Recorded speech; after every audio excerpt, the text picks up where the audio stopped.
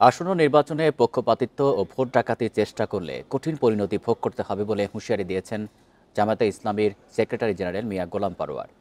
দুপুরে খুলনার ডুমুরিয়ায় ছাত্র গণজামায়াতে তিনি এই হুঁশিয়ারি দেন।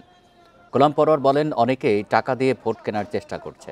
দুর্নীতির টাকা দিয়ে সত্যের সৈনিকদের বিবেক কেনা যাবে না বলেও মনে করেন তিনি। অভিযোগ করেন, জামাত জান্নাতের টিকিট বিক্রি করে এমন অপপ্রচার চালানো হচ্ছে। বলেন, ভয়ভীতি, টাকার খেলা অপপ্রচার করে দাঁড়িপাল্লার জোয়ার থামানো যাবে না। নির্বাচন সফল করতে দুর্নীতিমুক্ত প্রশাসন গঠনের প্রয়োজনীয়তার কথাও উল্লেখ করেন তিনি। সরকার নিরপেক্ষ, প্রশাসনকে নিরপেক্ষ থাকতে হবে। তা না হলে দলীয় স্বার্থে অন্যকে চাপ দিয়ে দলে আনা, ভোট কেটে ভোট কেন্দ্র দখল করে দিনের ভোট রাতে করলে কি পরিণতি হয় দেখেছেন না? প্রধান নির্বাচন কমিশনকে জেলে যেতে হয়েছে।